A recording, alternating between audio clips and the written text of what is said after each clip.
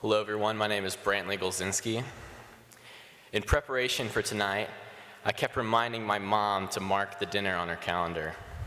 As these persistent reminders continued, she began to grow suspicious of my possibly speaking tonight.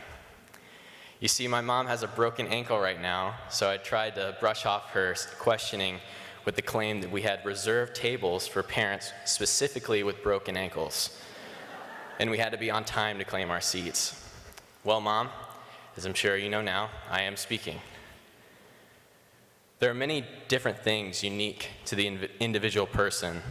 Fingerprints, DNA, eyes, but for today's purposes, I want to focus on one thing: a laugh. Picture yourself sitting at a fancy restaurant, a little bit of mood lighting, light background jazz, just you and your family out for a nice dinner. Then, over the muted conversations, there comes an unignorable sound of someone wheezing. Through a couple coughs, gasps for breath, a little squeal, you think to yourself that someone might just be dying in the booth next to you. Nope, that's just my mom laughing at a joke. I first met my mom about 18 years ago. Though I don't remember our first encounter very well, what I do know is that I figured we'd get along just fine. My mom was a scarab at St. Cecilia and then a bulldog at Georgia before having a successful professional career, which she has picked back up, meeting my dad, starting a family. She left this personal life behind to take care of Michael, Emma, and me. Growing up, it was such a blessing to see my mom every day, to spend time with her, and to enjoy being in the sight of a parent.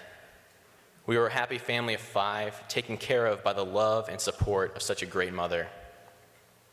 When my brother David was born in 2012, there was a tremendous change in our family dynamic. My brother was always in and out of the hospital, though mostly living there. Mom, you took it upon yourself to stay with him and keep an eye on him. During this period, we didn't wake up to your call every morning. We weren't always able to have dinner together, and sometimes we would go a day without a hug. Little did we know, however, that during this time, you were packing in all the love that you showed to Michael, Emma, and me into a 7-month period with David. Sadly, David passed away almost 10 years ago.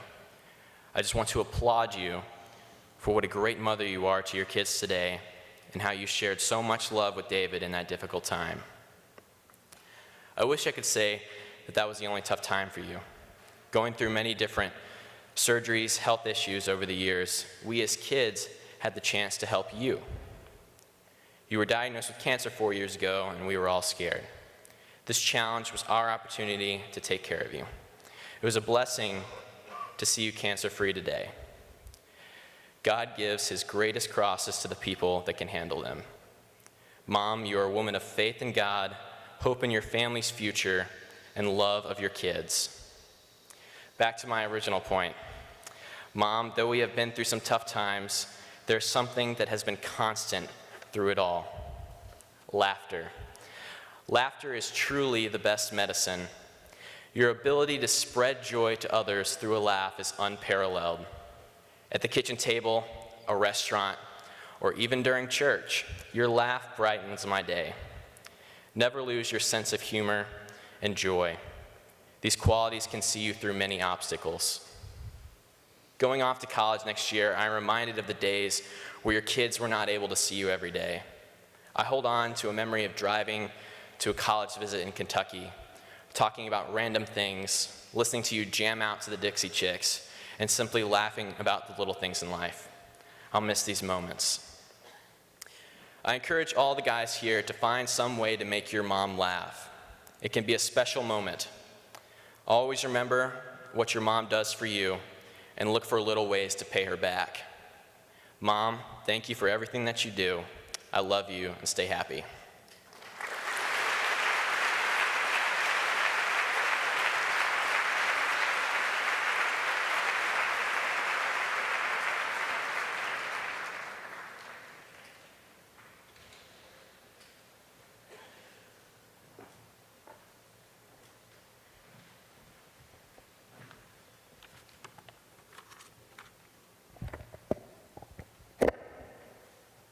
Hey, Mom.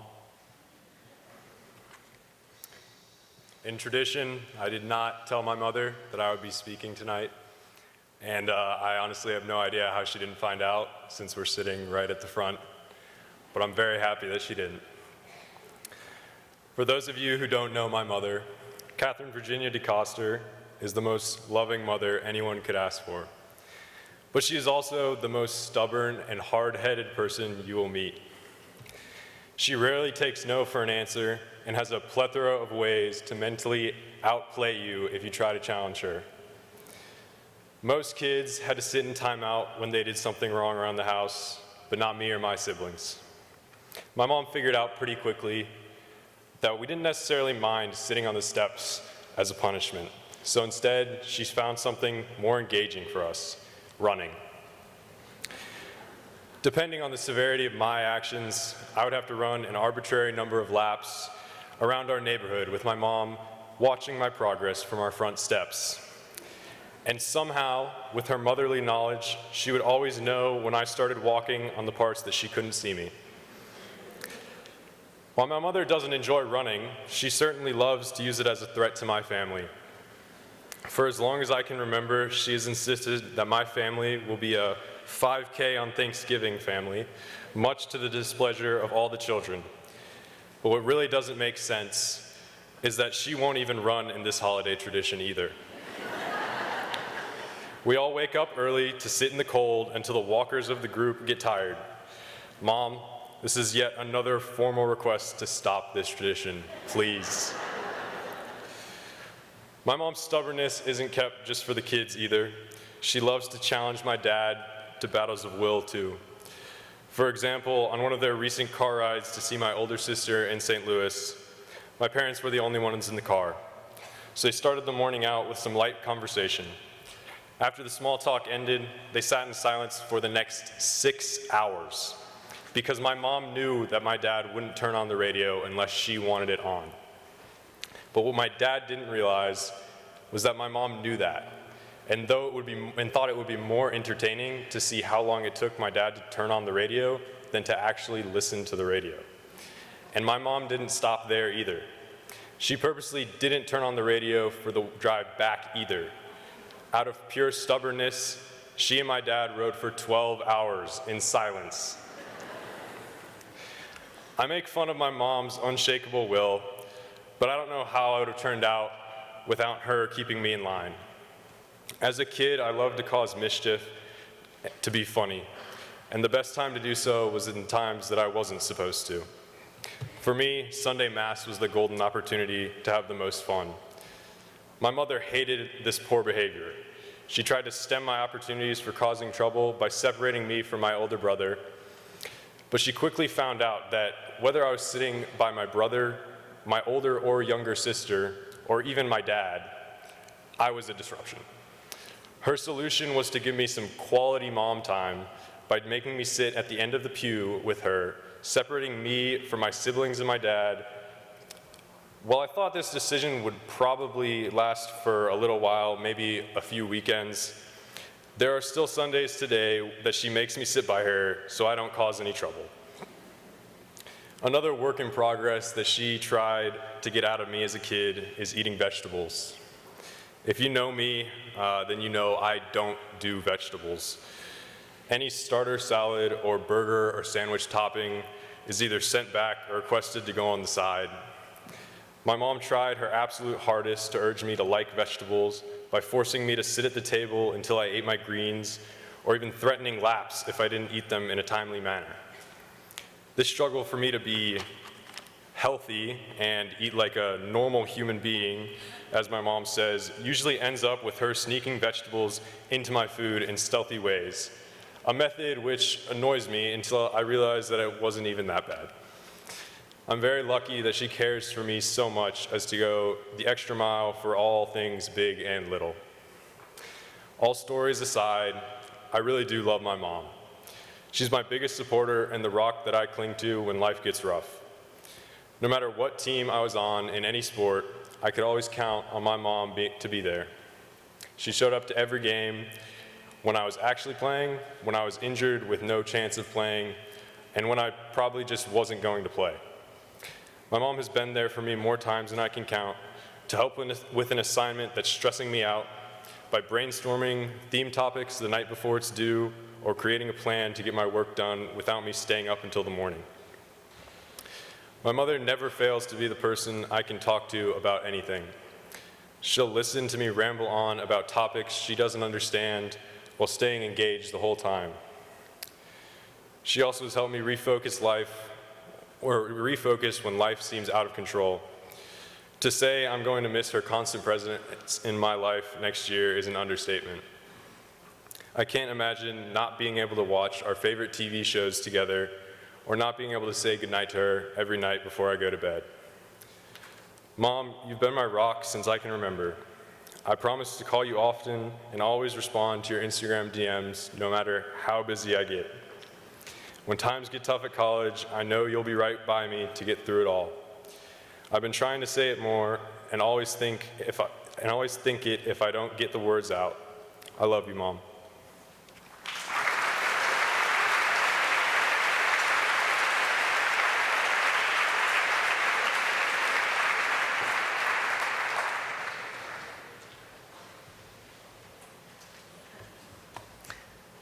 Thank you, Ryan. Thank you, Brantley. Now, Before I begin my speech, I would like to take this moment to say, I love you, Mom. You are the most kind, caring person in my life, and I don't know how I could function without you. So, following the NBA mother-son tradition, I obviously didn't tell my mom I would be speaking tonight. I hope she's somewhat surprised, although I doubt it matters what I say. There will most likely be tears. I mean, even when we came to this event in the junior school, she would cry at all the senior speeches, and she had no clue who those people were. So I hope I'm able to at least somewhat live up to that standard. For anyone who does not know my mom, she epitomizes the singular phrase, unconditional love. At the beginning of the school year, my mother and I promised each other to be more healthy by exercising every day, eating healthy, the whole shebang. And that promise probably lasted a week, maybe two, because she kept bringing home new ice cream flavors from Kroger, pressuring me to try them because she knew they would be my favorite. My brother Luke follows a strict kale and chicken breast diet, so my mom and I often have to confide in each other when it comes to eating sweets in our home. My friends would agree with me when I say she's always looking out for everyone. She fills our pantry with their favorite snacks, not mine, makes extra chocolate cake for Joe Grant and Bob Schmill when they come over, and she questions me if she hasn't seen friends like J.C. Gardner or Reed Smith over at the house in a while, almost insisting that I invite them over so she can catch up with them. English teacher, dean of the middle school at Harpeth Hall, Tracy Keller is what I like to call a distinguished woman. My study habits stem from her discipline in the classroom and patience as a teacher. We put together flashcards in 7th grade for my dreaded IPS exam. She listened to me complain about my freshman year Latin exams for what seemed like hours upon end. And she saved me from the wrath of my dad whenever my grades were struggling. Conversely, when I came to MBA in 7th grade, I always felt embarrassed about my mother. Every Friday night, like almost a 7th grade ritual, I would meet my friends behind the end zone to watch our home football games. Instead of watching the game, we opted to stand awkwardly in circles, attempting to socialize with our Harpeth Hall counterparts. But to my dismay, every time I would introduce myself to a girl, she would exclaim, "Oh, you're Miss Keller's son," or however they sound. Whether she was their English teacher, advisor, or a disciplinarian who had recently given them demerits, there was no ends to that phrase. I hated being known as the teacher's son, and I couldn't wait to escape to high school where she was no longer a dean. Looking back, I mean, what was I thinking? Your role as a teacher in my life sparked my passion for writing, my desire to one-up myself on every paper and project. You corrected my grammar until I finally got it right, and you pushed me to join the bell ringer staff when I was reluctant to do so. Now, as the editor-in-chief, my favorite part of the job isn't the writing. It isn't seeing the papers that I put together all over MBA, but it's taking them home and giving them to you. Your reaction to each issue is priceless. Whether I write one article or 10, I smile watching you flip through the paper to find the most interesting writing, or struggle to comprehend the oddly specific crossword on the back page. Mom, I enjoy doing the little things with you. Going to Baja Burrito on days off from school, watching the Sports Center top 10 plays every morning, explaining to you in excessive detail about my current Clash of Clans base and my Town Hall 11 new mortars. Like, it's really good. But anyways, even though you may not always know what I'm talking about, you care about the small things because you know it makes me happy. The time we spend together is invaluable, and I don't know what I'm gonna do next year without you.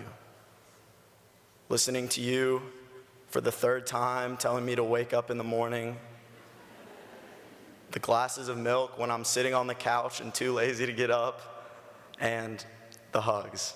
I'm gonna miss it all. I love you, Mom. Please don't ever change. Thank you for everything you do.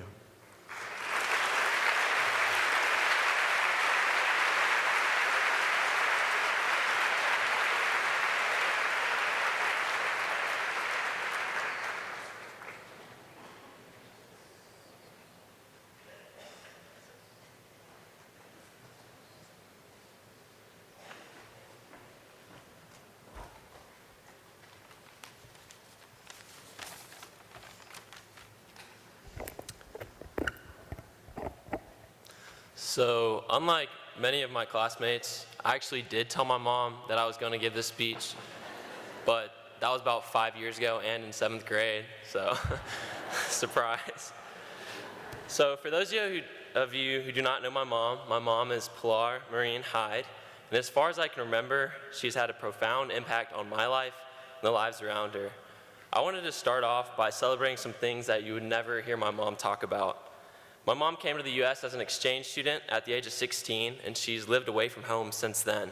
She moved from host family to host family, and eventually she returned to Spain for school. After school, my mom moved by herself to Italy to work and met my father, who was also employed there. My mom moved back with him to the States, to Nashville, Tennessee, where not only did she not know anyone, but she also did not speak English. In the early part of my dad's work, he used to travel during the week, so my mom would balance learning English, working, and raising 2 kids. I remember nights when my mom would take me and my brother to night school with her to earn her teaching degree to become a preschool teacher, and we would soon have to leave because my brother and I were such a disruption to the class. So I'd like to take this opportunity to say sorry. To this day, it is a common instance to be in the grocery store or anywhere and hear, "Miss Pilar!" followed by the running of a kid to hug my mom, and it's been really special to know that she's touched so many lives with her teaching. Some of you who are in this room as well. When my mom decided that she wanted to be a personal trainer, I have memories of going to bed and saying goodnight to my mom, who was still studying, to later get up for some water in the middle of the night and sing a light on and watching her study. Mom, I am so proud of you, and every day you give me more reason to aspire to be like you. Another thing I love about my mom is her relentless ability to embarrass me. Since I was little, I was amused that my mom loves to sing and dance in whatever stores we are shopping in. She does not care who sees her or how much she might embarrass me. And I ended up giving up on telling her because there would be times where there'd be a cute girl or whatever walking by, and I'd try to whisper her and say, "Mom, stop dancing." And she would say back, "What? Do you want me to stop dancing?"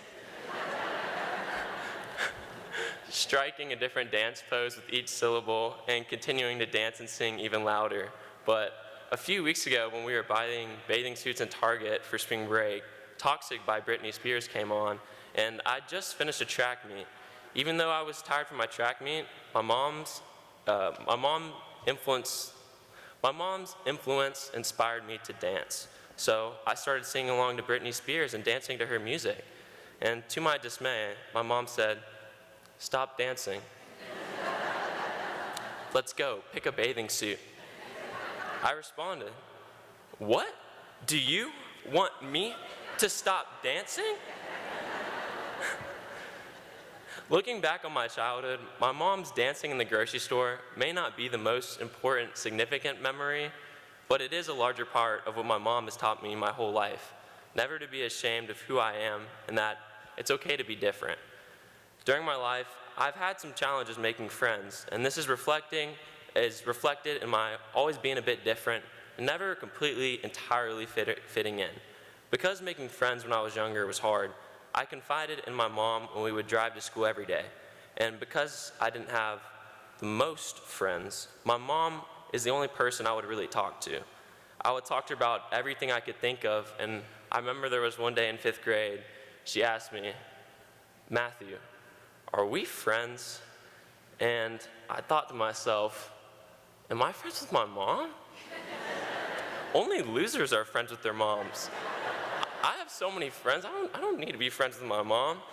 So I told her, no. No, Mom, you're not my friend. And today, I would like to say that I stand with my answer.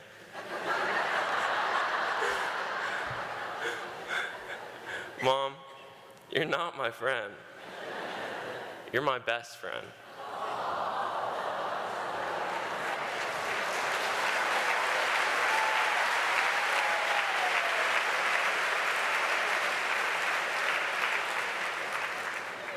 And you have supported me in every single up and down and imaginable, and you've even believed in me no matter what. And for that, I will never be able to thank you enough. I love you, Mom.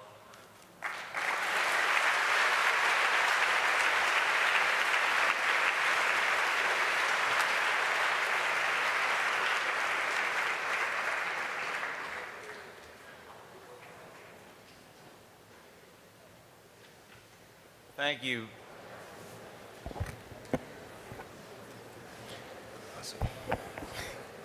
Hello, everyone.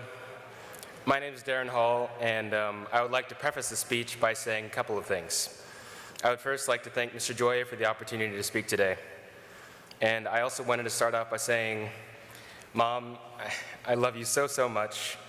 I know we've talked about this many times, but I've always wanted to come up here during this event and speak to tell the whole school how awesome you are and how much I'm going to miss you next year.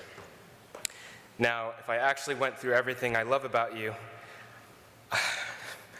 I would have to stand up here the entire night, and I don't think we'd have that kind of time. And I really just want to get all that sappy stuff out of the way because it was really, really tough writing this, and I know that my emotions may get the best of me during this speech. So, my mom, Tanisha Hall, brought me into this world on November 19th, 2003.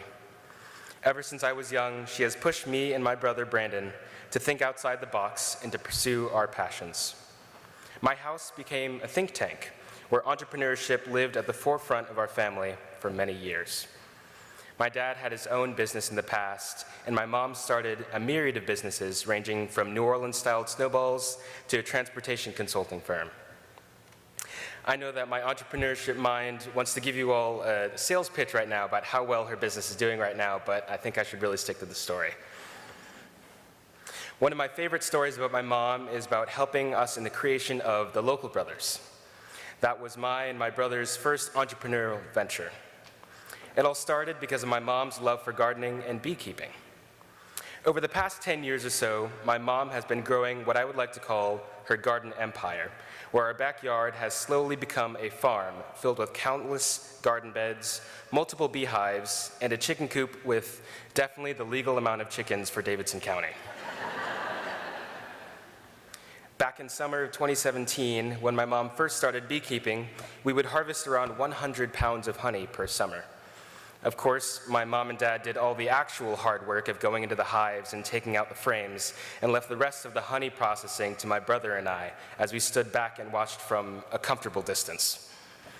My mom knew that we weren't going to be able to eat 100 pounds of honey, so she pitched the idea to us to start selling it.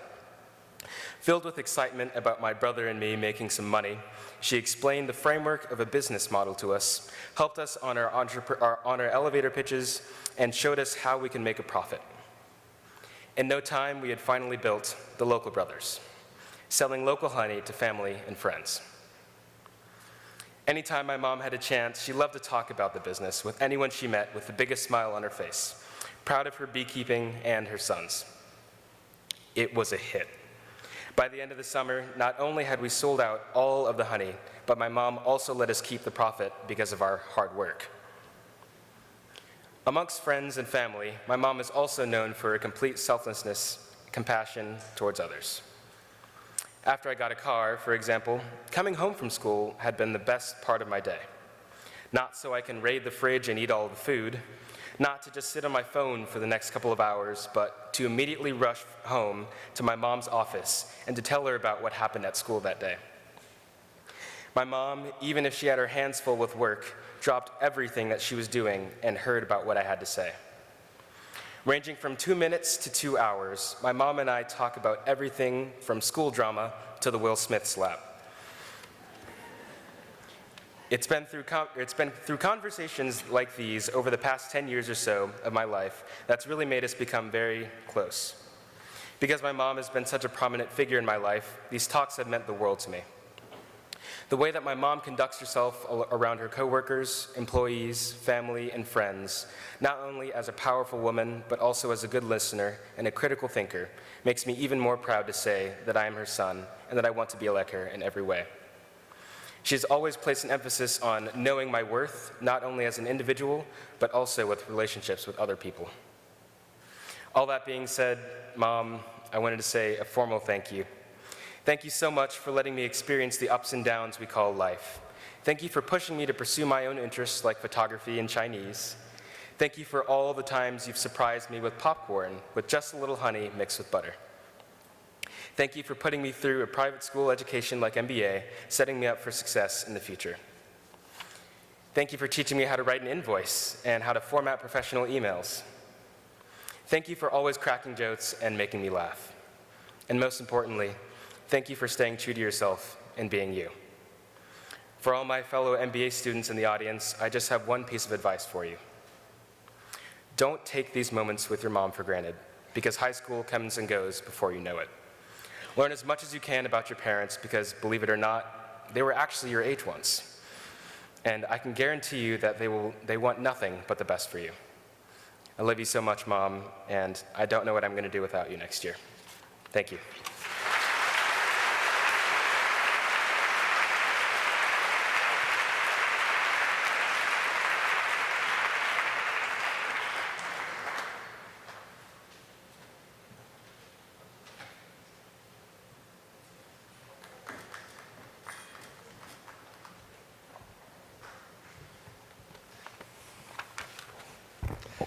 So when I first saw the program this afternoon, right before baseball, I noticed I was the last speaker and also following Jimmy Allen.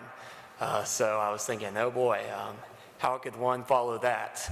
And they also got up and sang, which is also a nice touch for me as I was sitting in the seat. But good evening, everyone. My name is Peyton Phillips. I would first like to thank Mr. Joya for giving me the opportunity to talk about my amazing mom, Chastity Phillips. Like many, if not all the boys speaking tonight, my original plan was to not tell my mom that I was speaking and surprise her. Unfortunately, I cannot keep a secret, so it slipped out. So surprise, Mom. If someone had asked me right after the mother-son breakfast when I was in 7th grade if I would ever speak about my mom at this event, my answer without hesitation would have been absolutely not. I could hardly get through my recitation of If by Rudyard Kipling in Mr. Russell's literature and composition class without my legs and voice shaking uncontrollably. So the thought of speaking at an event like this tonight was out of the picture. Yet here I am. This was no doubt the hardest speech or paper I have ever had to write, but the most rewarding because I can stand up here in front of all of y'all and brag on my mom. My mom and I have a special bond that is centered around baseball. My mom was a bat girl when she was in college at Florida State and developed a love for the game that extended to me. She often tells me that it was predetermined that I would play baseball as soon as I was able to crawl. Not walk, but crawl. We have a picture in our house of me wearing an oversized Florida State baseball hat, playing with baseballs on the floor of our old house in Tallahassee, Florida. When I was 5 years old and joined my first baseball team at Brentwood Civitan, which was coached by my dad, my mom was always the loudest parent in the stands, no matter what, but in a good way. No, she was not one of those moms. She would yell and scream for me after each hit and say, "Way to go, Pepe," and other nicknames ranging from favorite firstborn or Booger, which for some reason is her favorite nickname that she has given me, and it often slips out. This trend of being the loudest in the stands has continued to today. If you attend a baseball game and hear a loud, high-pitched scream coming from the first row of the stands, that is no doubt my mom. She is the only person I ever hear while I'm playing, and no matter how focused I am on the game, her voice will never be tuned out, and I always look for her in the stands. My mom has always said that she will be my biggest fan and cheerleader no matter what. No matter how I do in the game or the result of the game, her love and support for me will never waver. As she often says, "I love you more than baseball," before and after every game. And when she cannot tell me this in person, I often receive a text around 8th period saying, "I love you more than baseball," followed with 3 baseball emojis and around 5 heart emojis each time.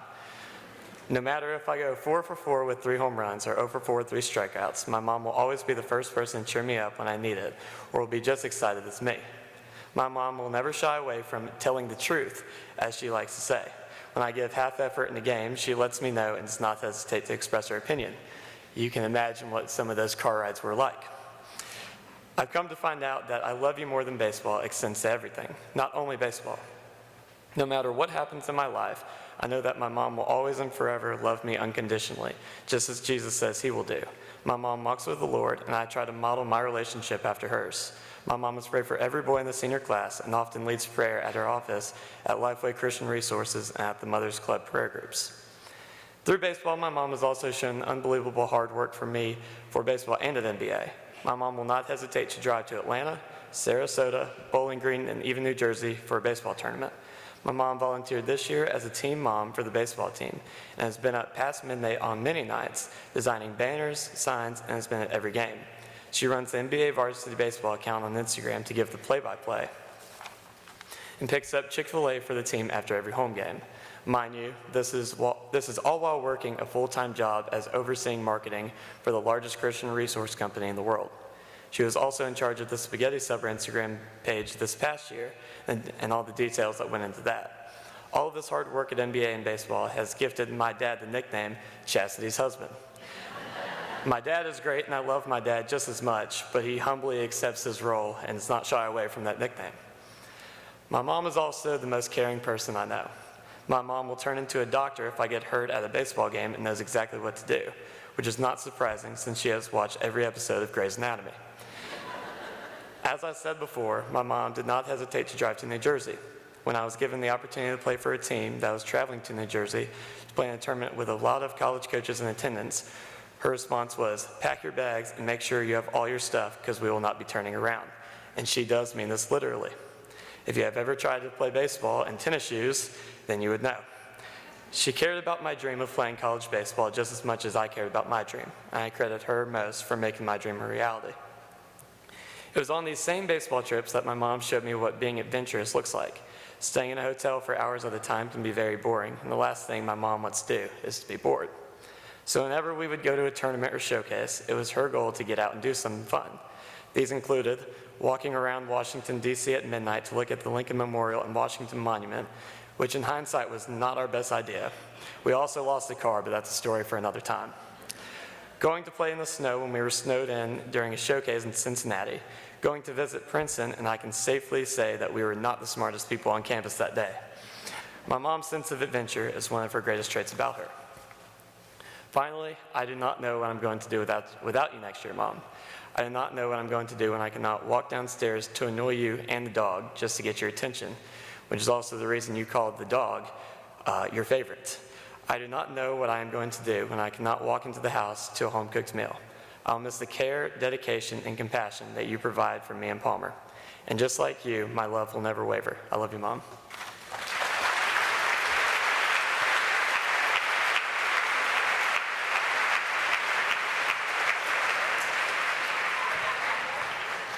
Thank you, Darren and Peyton. Would the chorus please come up, and we'll finish the night with these two songs.